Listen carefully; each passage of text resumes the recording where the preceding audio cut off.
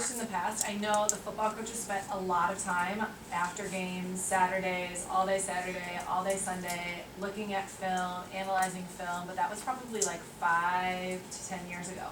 So are you still spending that amount of time? Has it cut down on your time because of the advancements in technology, or is your time spent differently and you're still spending that same amount of time? It depends on who you're talking about on the staff. All right. The film for a defensive coordinator is so much more valuable than for an offensive coordinator. So the defensive coordinator, he still is spending just an exorbitant amount of time. He's doing all this data entry or having some of his assistant coaches do it.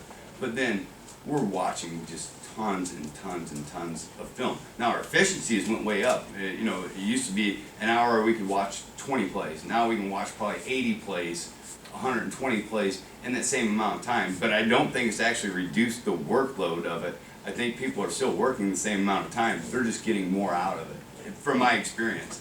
Because we're all still there all day Saturday. We're there all Sunday night doing meetings, trying to prepare for the next week.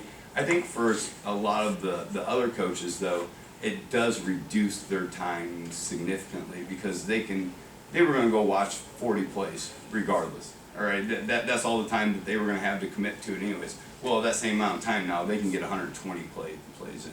So I think for some people that it actually did reduce the amount of work. For some of us, like defense coordinators, this might have increased our workload because you have to do it now. I mean, before there was guys just didn't do the breakdowns. You just didn't have the time and the technology to do it. Now it's right there in front of you, so you're kind of forced to do it. But yeah, from an efficiency standpoint, though, that's where I think the real advantages came from. So.